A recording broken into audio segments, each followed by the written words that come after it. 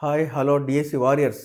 Notification వచ్చిన తర్వాత చదివాడు అభ్యర్థి మాత్రమే, కానీ నోటిఫికేషన్ రాకముందు సిద్ధంగా ఉండేవాడు విజేత. ఎస్ఎస్ బయాలజీకి స్వాగతం. నేను మీ సాంబశివ సార్. ఈరోజు మన టాపిక్ వచ్చేసి 10th క్లాస్ బయాలజీలో న్యూట్రిషన్ లెసన్లో పరపోషకాలలో పోషణ గురించి తెలుసుకుందాం.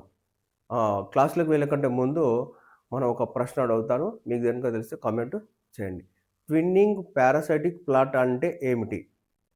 ఓకే, ప్రశ్న మరొకసారి. ట్విన్నింగ్ పారాసైటిక్ ప్లాంట్ అంటే ఏమిటి? మీకు కనుక ఆన్సర్ తెలిసి కామెంట్ చేయండి, లేదా క్లాస్ లాస్ట్ వరకు చూస్తే మీకు ఆన్సర్ దొరుకుతుంది. Okay, right. చూడండి, ఈరోజు మన క్లాసు పరపోషకాలలో పోషణ, పారాసైటిక్ న్యూట్రిషన్ గురించి ఇప్పుడు తెలుసుకుందాం. పారాసైటిక్ న్యూట్రిషన్ అంటే ఏందనేది ఇప్పుడు చూద్దాం. మనం ఇంతవరకు స్వయం పోషకాలు అంటే తెలుసుకున్నాం. స్వయం పోషకాలు అంటే కాంతి సమక్షంలో తామంతకు తామే ఆహారం తయారు చేసుకుంటే దాన్ని ఏమంటారు?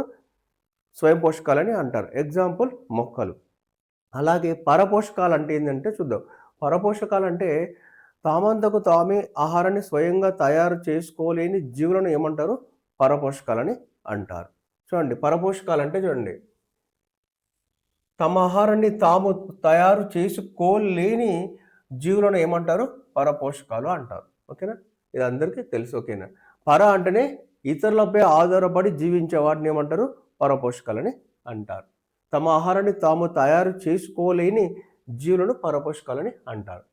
చూడండి, ఇప్పుడు పరపోషకాల గురించి, జీవులకు లభ్యమయ్యే ఆహారం రకం అంటే ఘన పదార్థమా, ద్రవ పదార్థమా, లేకుంటే ఎలాంటి పదార్థం అనేది, జీవులకు లభ్యమయ్యే ఆహారం రకము, దాని అందుబాటును బట్టి అంటే ఆహారం లభించే ప్లేస్ని బట్టి ఆహారం పొందే విధానము మరియు వినియోగించడంలో అనేక రకాల పద్ధతులు ఉంటాయి. అంటే అనేక రకాల ఆహార పదార్థాలు ఉన్నాయి, అనేక రకాల జీవరాశులు ఉన్నాయి.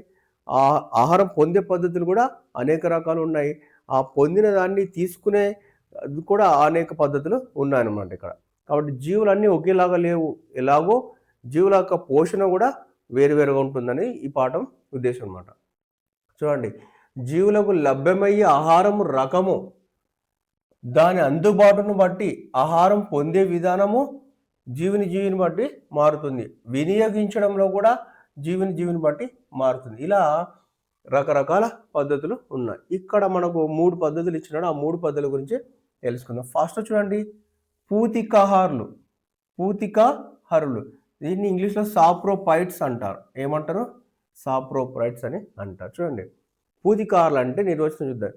చనిపోయిన జంతు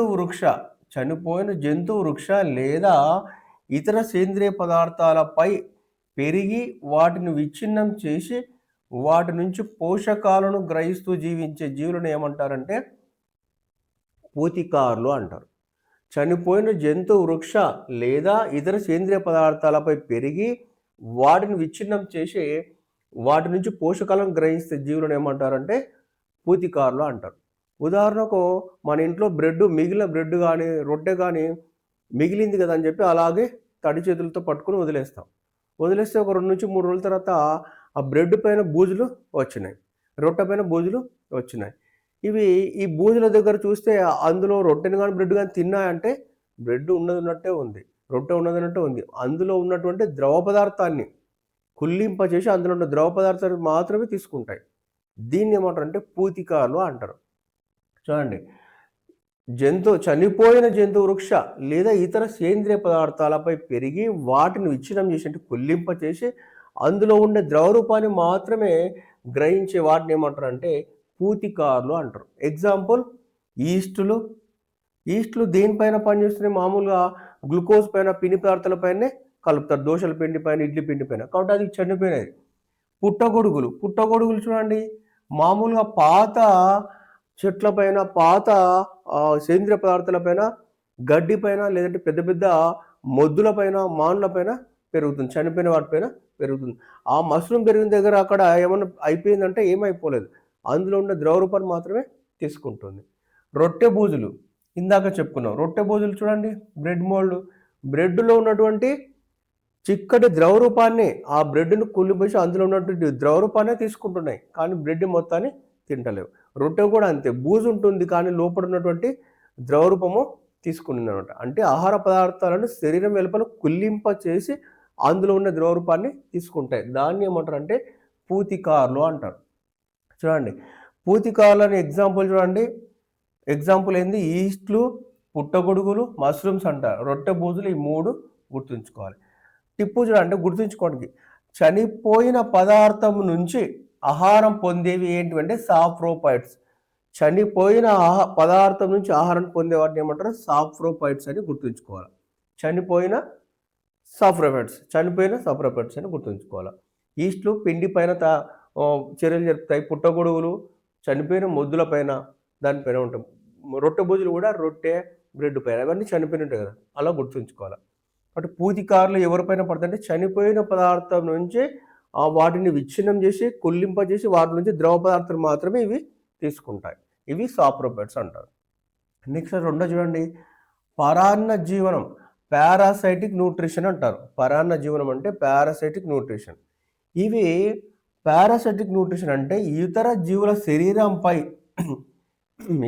శరీరంపై లేదా శరీరం లోపల నివసిస్తూ ఆ జీవి నుండి నేరుగా పోషకాలను పొందే పోషణ విధానాన్ని ఏమంటారు అంటే పారాసైటిక్ న్యూట్రిషన్ అంటారు.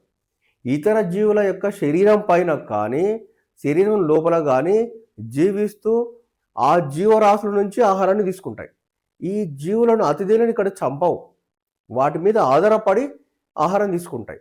ఇది పారాసైటిక్ జీవనం అంట. చూడండి, ఇతర జీవుల శరీరం పైన కానీ లేదా శరీరం లోపల కానీ జీవిస్తూ వాటి నుంచి ఆహారాన్ని నేరుగా తీసుకొని ఇవి జీవిస్తాయి. దీన్ని ఏమంటారంటే పారాసైటిక్ న్యూట్రిషన్ అని అంటారు.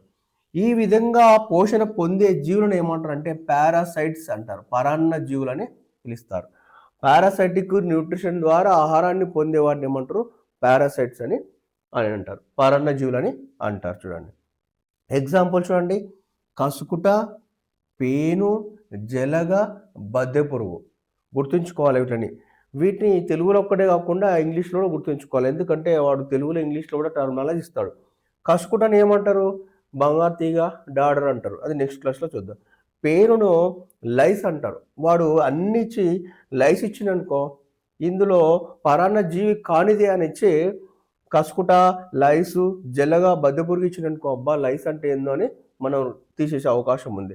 తర్వాత లీచెస్, జలగని లీచెస్ అంటారు. ఇది కూడా గుర్తుంచుకోవాలి. కాబట్టి ప్రతి ఇంగ్లీష్ టర్మినాలజీ తెలుగు కూడా గుర్తుంచుకోవాలి. చిన్నవి పోకూడదు అనమాట. కసుకుట, పేను, జలగ, బద్దె పురుగు అనేటివి పరాన్న జీవనానికి ఉదాహరణలు. ఇప్పుడు చూడండి, ఒక ప్రశ్న వేస్తా, మీకు కనుక ఆన్సర్ తెలిస్తే సమాధానం చెప్పండి. కసుకుట, పేను, జలగ, బద్దె పురుగు, దీనిలో నుంచి భిన్నమైనది గుర్తించండి. ప్రశ్న ఓకేనా? ప్రశ్న మరోసారి చూడండి. ఇందులో నుంచి భిన్నమైనది గుర్తించండి. కసుకుట, పేను, జలగ, బద్దె పురుగు. మీకు కనుక ఆన్సర్ తెలిస్తే కామెంట్ చేయండి. ఓకేనా? రైట్. ఇప్పుడు పరాన్న జీవనానికి ఎగ్జాంపుల్ ఏంది అంటే ఈ 4 గుర్తుంచుకోవాలి. దీనికి టిప్పు చూడండి, జీవించి ఉన్న అతిథేయి నుంచి ఆహారం పొందితే దాన్ని పారాసైటిక్ న్యూట్రిషన్ అంటారు. చనిపోయినదేమో సాఫ్రోఫైటిక్. జీవించి ఉన్న అతిథేయి నుంచి ఆహారం పొందితే దాన్ని ఏమంటారంటే పారాసైటిక్ న్యూట్రిషన్ అని అంటారు. ఇవి పారాసైటిక్ న్యూట్రిషన్ గల జీవులు అతిథేయిని చంపవు. చూడండి, అతిథేయి నుంచి స్వీకరిస్తాయి. అతిథేయి బాగానే ఉంటుంది, ఇది కూడా బాగానే ఉంటుంది. చూడండి, కసుకుట మొక్క అతిథేయి నుంచి తీసుకుంటుంది, కానీ ఎప్పుడో ఒకసారి అతిథేయి చనిపోవచ్చు. పేను మన నెత్తిలో ఉంటుంది. పేను ఎప్పుడు కూడా రక్తం తీసుకుంటుంది, తన పని తాను చేసుకుంటుంది, మనల్ని ఎప్పుడు చంపదు. అలాగే జలగ అంతే, రక్తాన్ని తీసుకుంటుంది, వెళ్ళిపోతుంది. బద్దె పురుగు కూడా మన ఆహారం, మన శరీరం జీర్ణాశయంలో ఉండి మన ఆహారాన్ని తింటూనే ఉంటుంటాయి. కాబట్టి ఇవి గుర్తుంచుకోవాలి.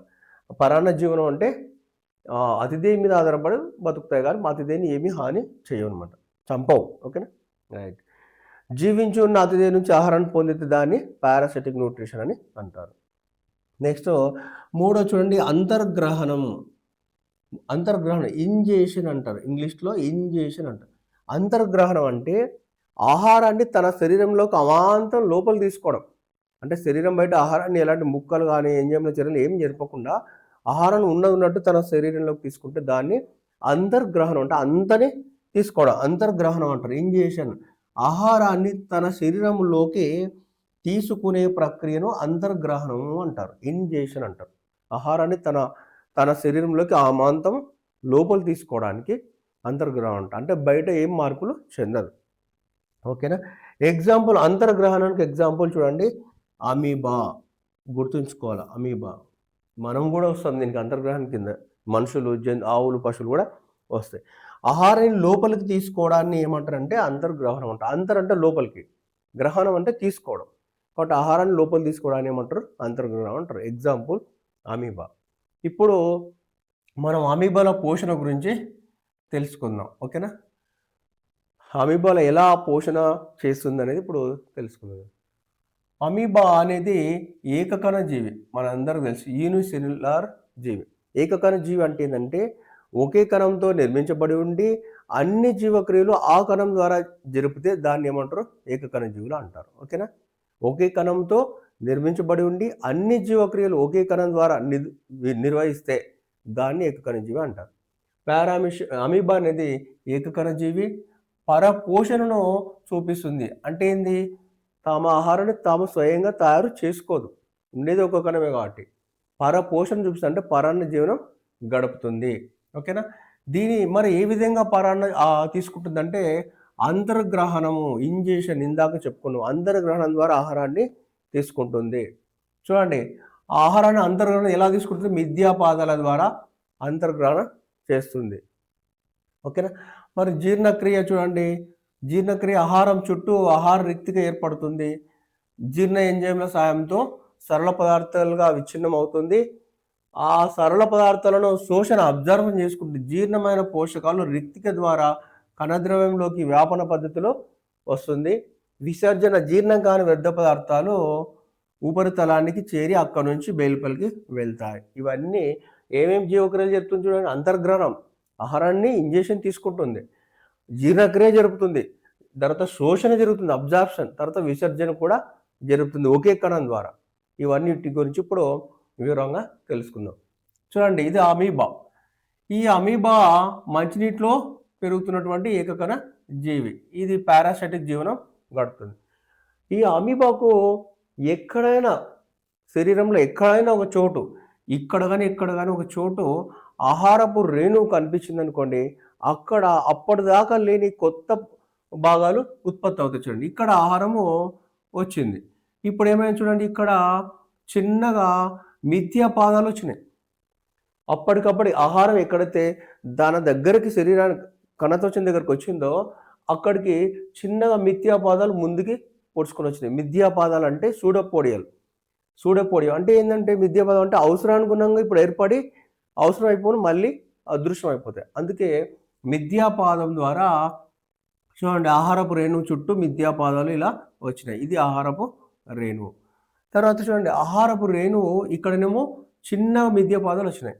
ఇక్కడ రాను రాను మిథ్యాపాదాలు పెరిగినాయి. ఇక్కడ చూడండి, మొత్తం 90% మిథ్యాపాదాలు ఆహారపు రేణువు చుట్టుముట్టినాయి. చూడండి, ఇక్కడ ఆ ఆహారపు రేణువు మిథ్యాపాదాలు ఏం చేసినాయి? ఇక్కడ కంప్లీట్గా లోపలికి తీసేసుకున్నాయి. ఇప్పుడు మిథ్యాపాదాలు అదృశ్యం అయిపోయినాయి. అందుకనే వాటిని మిథ్యాపాదాలు అంటారు. ఈ మిథ్యాపాదాలే ఇప్పటికి ఏం మారింది? రిక్తికగా మారింది. చూడండి, ఆహారం చుట్టూ ఒక రిక్తికగా మారింది. దీన్నంతా ఏమంటారంటే అంతర్గ్రహణం అని అంటారు. అంతర్గ్రహణం అమీబాలో అంతర్గ్రహణం దేని ద్వారా జరిగిందంటే మిథ్యాపాదాల ద్వారా జరిగింది. ఓకేనా? ఇక్కడ స్టెప్ బై స్టెప్ చూడండి. ఆహారపు రేణువు కనిపించింది దానికి, ఆ వెంటనే మిథ్యాపాదాలు చిన్నగా వచ్చినాయి. ఇక్కడికి రాను కొద్దిగా వచ్చినాయి. ఇక్కడికి 50% వచ్చి ఇక్కడ కానీ 90% వచ్చినాయి. ఇక్కడికి వస్తాకల్లా మొత్తం ఆహారపు రేణువు లోపలికి వచ్చేసింది. మిథ్యాపాదాలు అదృశ్యం అయిపోయినాయి. ఇప్పుడు ఆహారం చుట్టూ ఏం ఏర్పడింది? ఆహారపు రిక్తిక ఏర్పడింది. ఇప్పుడు ఆహారపు రిక్తిక ఏర్పడి రిక్తిక యొక్క గోడలు వివిధ జీర్ణక్రియ ఎంజైమ్లను స్రవిస్తాయి. వివిధ జీర్ణక్రియ ఎంజైమ్లు స్రవించినప్పుడు ఈ ఆహారపు ముక్క రేణువు అనేది చిన్నగా చిలుకబడి చిన్న చిన్న సరళమైన పదార్థాలుగా మారిపోయింది. దీన్ని ఏమంటారు అంటే జీర్ణక్రియ అని అంటారు. ఇప్పుడు జీర్ణమైన ఆహారము అవసరమైన శక్తి కణద్రవ్యంలోకి కణద్రవ్యంలోకి ప్రసరిస్తుంది. చూడండి, ఏదైతే అవసరమైన శక్తి ఉందో జీర్ణమైన పదార్థము, సరళ పదార్థము కణద్రవ్యం అంతా వ్యాపిస్తుంది. ఇలా వ్యాపించే దాన్ని ఏమని పిలుస్తారంటే వ్యాపనం అని అంటారు. ఇక్కడ చూడండి, జీర్ణమైన ఆహారంలో సరళమైన పదార్థాలు కణమంతా వ్యాపిస్తాయి. ఇలా ఏ పద్ధతిలో వ్యాపిస్తాయంటే వ్యాపనం అంటారు. మరి వ్యాపనం అంటే ఏంటంటే అధిక గాఢత గల పదార్థాలు అల్ప గాఢత వైపు ప్రయాణం చేస్తాయి. ఎంతవరకు చేస్తాయి అంటే సమతులంగా బ్యాలెన్స్ అయ్యే వరకు ప్రయాణం చేస్తాయి. దాన్ని ఏమంటే వ్యాపనం అంటారు. అధిక గాఢత గల పదార్థ రేణువులు అల్ప గాఢత గల వైపు ప్రయాణం చేసి సమతులంగా అయ్యే వరకు ప్రయాణం చేసే దాన్ని వ్యాపనం అంటారు. ఉదాహరణకు మనం ఒక గదిలో సెంటు సీసా మూత తీసినప్పుడు అప్పుడు ఆ సెంటు సీసా యొక్క మూతలో గాఢత ఎక్కువ ఉంటుంది. కాసేపటి తర్వాత రూమ్ అంతా సేమ్ సమానంగా వ్యాపిస్తుంది. దీన్ని ఏమంటారంటే వ్యాపనం అని అంటారు. కాబట్టి అమీబాలో జీర్ణమైన ఆహార పదార్థాలు ఏ పద్ధతిలో ద్రవ్యమంతా లేదా కణమంతా వ్యాపిస్తాయంటే వ్యాపన పద్ధతిలో వ్యాపిస్తాయని గుర్తుంచుకోవాలి. ఇప్పుడు వ్యాపన పద్ధతిలో కణమంతా వ్యాపించింది. ఆ జీర్ణమైన ఆహారాన్ని ఆ కణములో ఇతర జీవక్రియల కొరకు, ఇతర శక్తి కొరకు దాన్ని శోషించుకుంటుంది. మరి జీర్ణమైన ఆహార పదార్థం శోషించుకున్నాక ఇంకా వ్యర్థాలు మిగిలి ఉంటాయి. ఆ వ్యర్థాలు ఏమవుతున్నాయంటే చిన్నగా ఎక్కడైతే కణత్వచం దగ్గర ఉందో అక్కడికి ఈ వ్యర్థాలు వస్తాయి. వచ్చి ఆ కణత్వచం ద్వారా వ్యర్థాలన్నీ బయటికి పంపిస్తుంది. కణత్వచం ఇదేంది ప్లాస్మా పొర కదా, అనవసరమైన పదార్థాలను బయటికి పంపిస్తుంది అనమాట. చూడండి, ఇక్కడ అంతర్గ్రహణం జరిగింది, రిక్తిక ఏర్పడే రిక్తిక యొక్క ఎంజైమ్లతో జీర్ణక్రియ జరిగింది. జీర్ణక్రియ తర్వాత సరళమైన పదార్థాలు, జీర్ణమైన పదార్థాలు కణద్రవ్యమంతా వ్యాపించినాయి, శోషణం జరిగింది. అనవసరమైన పదార్థాలు, జీర్ణం కాని వ్యర్థ పదార్థాలు కణత్వచం ద్వారా బయటికి వచ్చి అవి కూడా బయటికి వెళ్ళినాయి, విసర్జన కూడా జరిగింది. ఒకే కణం ద్వారా ఇవన్నీ జరిగినాయి. కాబట్టి అమీబాని ఏకకణ జీవని పిలుస్తారు. చూడండి, మరి ఇక్కడ ఆహారం తీసుకోవడానికి కానీ విసర్జన చేయడానికి కానీ ఒక ప్రత్యేకమైన నిర్మాణం ఏర్పడలేదు. ఎక్కడ ఆహారం దొరికితే అక్కడ మిథ్యాపాదాలు వస్తుంది. తర్వాత ఎక్కడైతే కణత్వచం దగ్గర ఉందో అక్కడ విసర్జన జరుగుతుంది. అంటే ప్రత్యేకమైన అవయవాలు అన్నట్టు ఇక్కడ ఏకకణ జీవిలో కనిపించవు. ఓకేనా, అర్థమైందా? అమీబాలో చూడండి, ఫస్ట్ అంతర్గ్రహణం ద్వారా ఆహారం లోపలికి వస్తుంది. ఆహారం చుట్టూ రిక్తిక ఏర్పడి జీర్ణక్రియ జరుపుతుంది. రిక్తిక యొక్క గోడలో జీర్ణక్రియ ఎంజైమ్లు విడుదల చేసి జీర్ణ ఎంజైమ్ల సహాయంతో ఆహారం జీర్ణమవుతుంది. ఈ జీర్ణమైన ఆహారము వ్యాపన పద్ధతిలో కణమంతా స్ప్రెడ్ అవుతుంది. ఓకేనా, ఇంకా మిగిలిన వ్యర్థ పదార్థాలు ఎక్స్క్రీషన్ ఏమవుతుంది, జీర్ణకణ వ్యర్థ పదార్థాలు కణ ఉపరితలానికి చేరి అక్కడి నుంచి బయటికి పంపబడుతుంది. అది ఎక్కడైనా జరుగుతుంది, ఇక్కడక్కడని ఒక ప్రత్యేకమైన ప్లేస్ లేదు. కాబట్టి అమీబాలో ఆహారం పొందడం నుంచి విసర్జన వరకు చాలా సరళంగా ఉంటుంది ప్రాసెస్ అని గుర్తుంచుకోవాలి. నెక్స్ట్ చూడండి, పారామిషం. ఇది ఒక రెండో చూడండి, ఇది కూడా ఏకకణ జీవి. ఓకేనా, పారామిషం కూడా ఏకకణ జీవి. ఇది చెప్పు ఆకారంలో ఉంటుంది, కాలి చెప్పు ఆకారంలో, స్లిప్పర్ షేప్డ్ యానిమల్ అనమాట. చెప్పు ఆకారంలో ఉంటుంది. ఇది పారామిషం. ఇది ప్రత్యేక స్థానం నుండి ఆహారం పొందుతుంది. అమీబాలో ప్రత్యేక స్థానం లేదు, ఎక్కడైనా ఆహారం పొందుతుంది మిథ్యాపాదాల ద్వారా. ఇక్కడ చూడండి, ప్రత్యేక స్థానం నుండి ఆహారం పొందుతుంది. ఆ ప్రత్యేక స్థానాన్ని ఏమంటారు అంటే కణముఖము అంటారు. దాన్ని ఇంగ్లీష్లో సైటోస్టోమ్ అంటారు. గుర్తుంచుకోవాలి, కణముఖం లేదా సైటోస్టోమ్. పారామిషంలో ఒక ప్రత్యేకమైన భాగం ద్వారా ఆహారాన్ని తీసుకుంటుంది. దాన్ని కణముఖము లేదా సైటోస్టోమ్ అని అంటారు. ఇక్కడ చూడండి, కణముఖం. ఆ తర్వాత ఆహారము తన శరీరం చుట్టూ అనేక శైలికలు లేదా సిలియాలు ఉంటాయి. శరీరం చుట్టూ అనేక శైలికలు లేదా శిలియాలు ఉంటాయి. ఇవి ఆహారపు రేణువు ఎక్కడ దొరికినా కూడా వాటిని ఆ శిలియాల ద్వారా అలా తిప్పుకుంటూ మొత్తానికి కణముఖం వరకు ఆహారాన్ని తీసుకొస్తున్నాయి. చూడండి, ఆ జీవికి ఈ జీవికి చాలా సంక్లిష్టత పెరుగుతుంది. చూడండి, శైలికలు శీలియల సహాయంతో కణముఖం ద్వారా ఆహారము వస్తుంది. ఆహారం లోపలికి వచ్చినాక, కణముఖం ద్వారా లోపలికి వచ్చినాక ఆహారపు రిక్తిక ఏర్పడుతుంది. ఆహారపు రిక్తిక ఆహారాన్ని జీర్ణం చేస్తుంది. జీర్ణమైన ఆహారం కణద్రవ్యంలో వ్యాపన పద్ధతిలో కణమంతా వ్యాపింప చేస్తుంది. అప్పుడు శక్తిని ఆ మిగతా జీవక్రియల కోసం వాడుకుంటుంది. జీర్ణం కాని ఆహార పదార్థాలను చూడండి పాయురంధ్రం ద్వారా యానల్ పోర్ లేదా సైటోపైజ్ ద్వారా బయటికి పంపుతుంది. ఓకే, ఒకసారి చూద్దాం చూడండి. ఇప్పుడు ఇది పారామిషం, కాలు చెప్పు ఆకారంలో ఉంది. చూడండి పారామిషం పైన శైలికలు లేదా ఏమున్నాయి, శీలియాలు ఉన్నాయి. పారామిషం చుట్టూ ఏమున్నాయి, శైలికలు లేదా శీలియాలు ఉన్నాయి. ఇక్కడ ఎక్కడైనా సరే తనకు ఆహారపు రేణువు కనిపిస్తే, ఎక్కడ శరీరం చుట్టూ ఎక్కడైనా ఆహారపు రేణువులు కనిపిస్తే ఆ శైలికలు ఏం చేస్తాయి, వాడిని అలా అలా తోసుకుంటూ నీటితో పాటు ఆహారాన్ని అలా తోసుకుంటూ ఎక్కడికి వస్తున్నాయి చూడండి, కరెక్ట్ కణముఖానికే వస్తున్నాయి. సైటోస్టోమ్ ద్వారానే లోపలికి వస్తున్నాయి చూడండి. ఎక్కడ పడితే అక్కడ అమీబా వలె తీసుకోవడంలే. శైలికలు ఆహారపు రేణువులను అలా తాకించుకుంటూ మొత్తానికి కణముఖము ద్వారా ఒక ప్రత్యేకమైన స్థానం ద్వారానే ఆహారం లోపలికి వస్తుంది చూడండి. కణముఖంలోకి ఆహారం వచ్చిన తర్వాత ఆహారం చుట్టూ ఏం ఏర్పడింది, రిక్తిక ఏర్పడింది. ఓకేనా, ఈ రిక్తిక యొక్క గోడలు జీర్ణరస ఎంజైమ్లను విడుదల చేస్తాయి. రిక్తిక గోడలు జీర్ణరస ఎంజైమ్లను విడుదల చేస్తాయి. ఇక్కడ నుంచి ఆహారము జీర్ణం అంటే సంక్లిష్ట పదార్థాలు సరళ పదార్థాలుగా మారుతున్నాయి చూడండి. ఇక్కడ నుంచి మారుతూ ఇక్కడికి వస్తే కల మరింత సరళ పదార్థాలుగా మార్చింది. ఎవరు, ఆహారపు రిక్తిగా మార్చింది. ఇది జీర్ణాశయం గోడలు అనమాట. ఇవి జీర్ణ రసాలను ఉత్పత్తి చేసి ఎంజైమ్లు ఉత్పత్తి చేసి ఆహారము సరళమైన మార్పుగా వస్తుంది.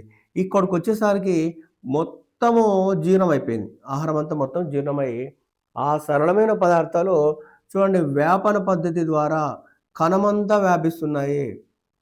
జీర్ణమైన సరళమైన పదార్థాలు వ్యాపన పద్ధతి ద్వారా కణమంతా వ్యాపించి ఆ కణంలో ఎక్కడెక్కడ అవసరమో అక్కడ ఆ జీర్ణమైన పదార్థాలను ఉపయోగించుకొని అది పనులు చేసుకుంటుంది.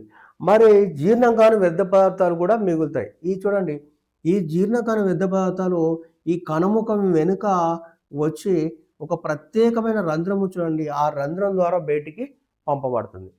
ఆ రంధ్రాన్ని ఏమంటారు అంటే చూడండి పాయురంధ్రం అంటారు.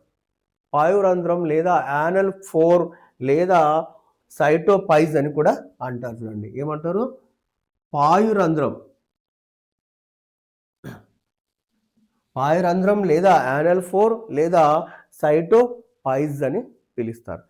ఇక్కడ చూడండి ఆహారం చుట్టుముట్టు ఎక్కడ కనిపించినా కూడా కానీ ఆ శైలికలు లేదా శీలియాలు కణముఖం వరకు తీసుకెళ్ళి కణముఖం ద్వారానే ఆహారం వస్తుంది. లోపల జీర్ణమైన తర్వాత ఆ జీర్ణమైన పదార్థాలను లోపల కణమంతా ఉపయోగించుకుంటుంది. జీర్ణం కాని పదార్థాలు ఎప్పటికి కూడా పాయురంధ్రం యానల్ పోర్ ద్వారా లేదా సైటోపైజ్ ద్వారానే బయటికి పంపబడుతుంది. చూడండి అమీబాలో ఎక్కడైనా ఆహారం తీసుకుంటుంది, ఎక్కడైనా వదిలేస్తుంది, విసర్జిస్తుంది వ్యర్థాలను. కానీ ఇక్కడ ఒకే ద్వారం ద్వారానే ఆహారం తీసుకోవాలి, ఒకే ద్వారం ద్వారానే విసర్జన పంపాలి. కాబట్టి జీవి నుంచి జీవికి సంక్లిష్టత అనేది మారుతూ ఉంటుంది చూడండి. ఏకకణ జీవి అమీబా నుంచి ఉన్నత స్థాయి మానవుని వరకు ఆహారం పొందే విధానం కానీ, జీర్ణక్రియ కానీ, శోషణ కానీ, మరి అలాగే విసర్జన కూడా చాలా సంక్లిష్టత పెరుగుతూ పోతుంది. ఇక్కడ అమీబాలో సరళంగా ఉంటుంది, ఉన్నత స్థాయి జీవులలో మానవుల లోపలైతే ఇంకా సంక్లిష్టంగా ఉంటుంది. ఇది మనం గుర్తుంచుకోవాలి. సింపుల్ టు కాంప్లెక్స్కి వెళ్తుంది అనమాట. ఓకేనా, అమీబాలో ఆహారం ఏ విధంగా అంతర్గ్రహణం జరుగుతుందంటే మిథ్యాపాదం ద్వారా సూడోపోడియం ద్వారా అమీబాలో ఆహారం లోపలికి వస్తుంది, గుర్తుంచుకోవాలి. నెక్స్ట్ పారామిషంలో ఆహారం ఎలా వస్తుందంటే శైలికలు లేదా శీలియల సహాయంతో కణముఖం ద్వారా లోపలికి వస్తుంది. ఎవరి సహాయము, శైలికలు లేదా శీలియల ద్వారా కణముఖం ద్వారా ఆహారము లోపలికి వస్తుందని గుర్తుంచుకోవాలి. సంక్లిష్టత చూస్తే నిమ్న స్థాయి నుంచి ఉన్నత స్థాయి వరకు వెళ్ళగొద్దికి ఆహారం పొందే విధానము నుంచి జీర్ణక్రియ విసర్జన వరకు సంక్లిష్టత రాను పెరుగుతూ పోతుందన్నమాట. ఇది గుర్తుంచుకోవాలి. కనుక మీకు నచ్చితే ఒక్క లైక్ చేయండి, మరి మీ ఫ్రెండ్స్కి షేర్ చేయండి. ఇలాంటి ఎన్నో ఇంట్రెస్టింగ్ వీడియోల కొరకు నా ఎస్ఎస్ బయాలజీ ఛానల్ని సబ్స్క్రైబ్ చేయండి. అలాగే ప్రతి వీడియో చివర నేను ఫస్ట్ కామెంట్లో ఒక 5 మల్టిపుల్ చాయిస్ క్వశ్చన్లను పిన్ చేస్తున్నాను. వీటిని మీరు చదివి వాటికి కామెంట్ చేయగలరు. Thanks for watching. మళ్ళీ నెక్స్ట్ క్లాస్లో